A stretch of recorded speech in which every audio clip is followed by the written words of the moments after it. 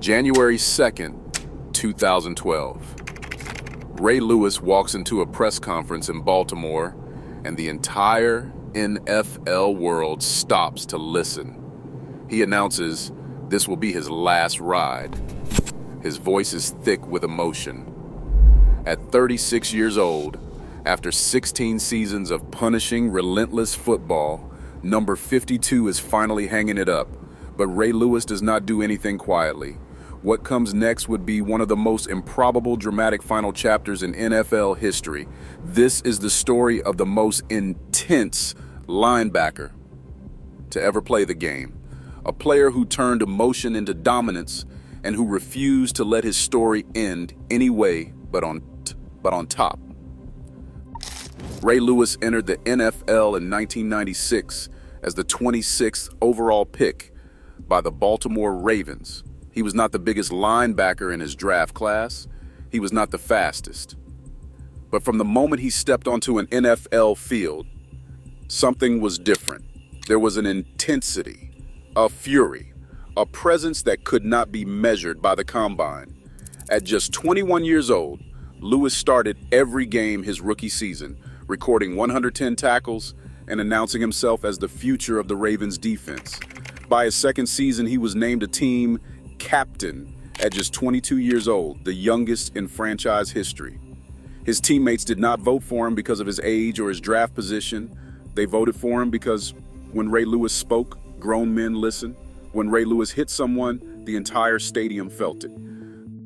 But being a great player was not enough for Ray Lewis. He wanted to build something legendary. And in the year 2000, he got his chance. The Ravens defense that season was not just good. It was historically suffocatingly dominant. They allowed just 165 points in 16 games, the fewest in the National Football League. Offenses would come into Baltimore and leave traumatized. Ray Lewis was the heartbeat of that defense, the middle linebacker who diagnosed every play, called every adjustment, and delivered punishment to anyone who dared challenge him. He recorded 138 tackles that season, but the numbers do not capture what he meant to that unit. "We took it personal," Lewis said. "If you scored on us, you disrespected us." That was not just talk. The Ravens defense genuinely believed they were invincible, and Ray Lewis was the one who made them believe it. Then came the playoffs. 4 games, 23 total points allowed. Let that sink in. In 4 playoff games, including a Super Bowl, the Ravens defense gave up less than a touchdown per game. Ray Lewis was everywhere, recording 31 tackles across those 4 games, reading offenses like he had the playbook in his helmet. And then came Super Bowl XXXV against the New York Giants. The Giants entered the game with one of the league's best offenses. They left humiliated. The Ravens held them to just 152 total yards and 7 points. And that one touchdown came on a kickoff return. The Giants' offense itself scored 0 points. Ray Lewis recorded 3 tackles and 4 passes defended, controlling the middle of the field like a chess master. When the confetti fell, he was named Super Bowl Most Valuable Player, the first linebacker to win the award since 1971. At just 25 years old, Ray Lewis had cemented his place in National Football League history. But legends aren't built in one season. They're built over decades of sustained dominance. And Ray Lewis wasn't done, not even close. In 2003, he won his first National Football League Defensive Player of the Year award, recording 161 tackles and 6 sacks while leading a defense that ranked 4th in the league. Then, in 2004, he won it again. Back-to-back Defensive Player of the Year awards at middle linebacker, the most cerebral, demanding position on defense. He was reading offenses before they even broke the huddle, diagnosing plays at the line of scrimmage, and making tackles from sideline to sideline. Terrell Suggs, his teammate, said it best. "You wanted to play harder because you didn't want to let him down." That's leadership. That's greatness. But every warrior eventually faces time. In 2006, Ray Lewis suffered a wrist injury that limited him to just 5 games, the first significant injury of his career. For the first time, people started asking the question, is he done? Can a linebacker who plays with that much violence, that much intensity, really come back at the same level? Ray Lewis heard those whispers, and in 2007, he answered them. He played all 16 games, recorded 120 tackles, and earned his 9th Pro Bowl selection. At 32 years old, when most linebackers are considering retirement, Ray Lewis was still playing at an elite level. He did not just refuse to slow down. He refused to acknowledge that slowing down was even an option. The years rolled on, 2008, 2009, 2010. Ray Lewis kept playing, kept leading, kept dominating. But in 2010, another setback, a triceps tear, ended his season after just 12 games. Once again, the doubters emerged. People said there was no way he could come back from this. Ray Lewis proved them wrong again, returning in 2011 to play 12 more games. But the body was wearing down. The injuries were piling up, and Ray Lewis knew it. Which brings us back to January 2nd, 2012. The press conference, the announcement, this will be my last ride. The plan was simple.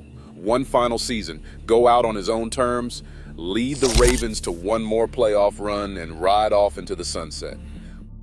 Week 6, October 14, 2012, against the Dallas Cowboys, Ray Lewis tears his triceps, the same injury that had ended his 2010 season, except this time it is worse. The prognosis, season over, career over. At 37 years old with a torn triceps, there is no way he is coming back. Ray Lewis had announced his retirement, and now an injury was going to force him to end his career on injured reserve, watching from the sidelines. For a player who had defined his entire existence by effort, by presence, by being on that field, it seemed like the cruelest possible ending. But Ray Lewis does not do endings like everyone else. He attacked his rehab with the same intensity he brought to every game. Doctors told him 4 months minimum. He told them they were wrong. Lewis said later that he was not supposed to come back from that injury, but he told them they better cut him if they did not want him on that field. And somehow, impossibly, Ray Lewis returned in week 15, less than 10 weeks after tearing his triceps. At 37 years old, it defied medical logic, it defied common sense. But Ray Lewis had never been concerned with logic or common sense. He was concerned with finishing his story the right way. It was an improbable comeback. The Ravens made the playoffs as a wild card team. Their first game was against the Indianapolis Colts, and early on, it looked like disaster. The Colts jumped out to a 21-3 lead, but the Ravens fought back, and Ray Lewis was everywhere, recording 14 tackles and bringing an energy that lifted the entire defense. The Ravens completed the comeback, winning 24-9, one game down. Next up, the Denver Broncos and Peyton Manning in Mile High Stadium. The game went to double overtime, one of the longest playoff games in NFL history. Ray Lewis recorded 11 tackles, and once again his presence seemed to will his team forward. The Ravens won in double overtime, 2 down. The AFC Championship game at Gillette Stadium. Tom Brady and the New England Patriots. Ray Lewis against Brady one more time. The Ravens played nearly perfect football, and Ray Lewis recorded 10 tackles as Baltimore dominated 28-13, 3 down, one more game. Ray Lewis was going back to the Super Bowl. The script was writing itself, but the opponent made it even more perfect, the San Francisco 49ers, coached by John Harbaugh's brother, Jim Harbaugh. Brother versus brother. Ray Lewis's final game, a storybook Super Bowl. Super Bowl XLVII in New Orleans.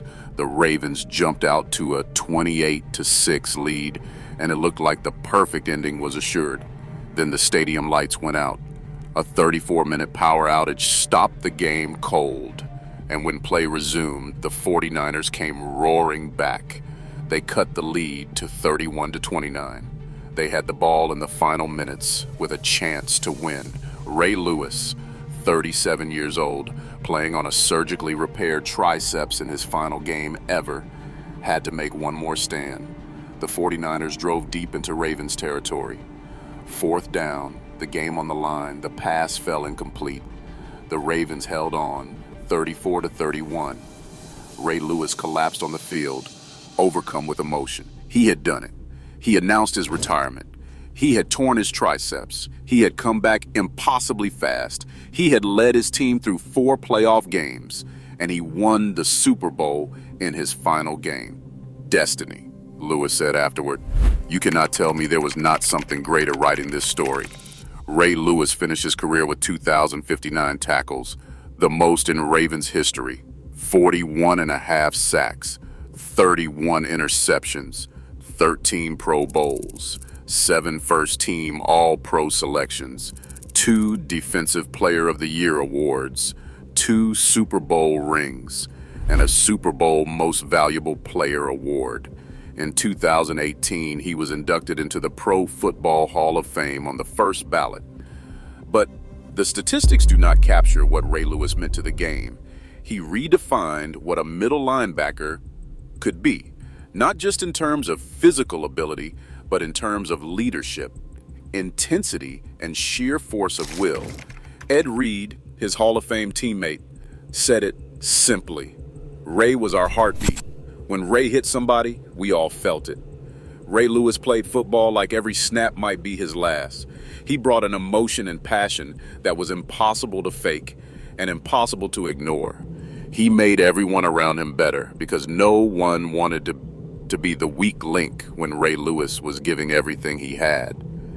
And when his body finally betrayed him, when the injury that should have ended his career tried to rob him of his perfect ending, Ray Lewis refused to accept it. He came back, he led his team, he won the Super Bowl, and he walked away on top. That is not just a great career. That is a perfect ending. Ray Lewis did not just play linebacker. He defined it. And the National Football League has never seen anyone quite like him since.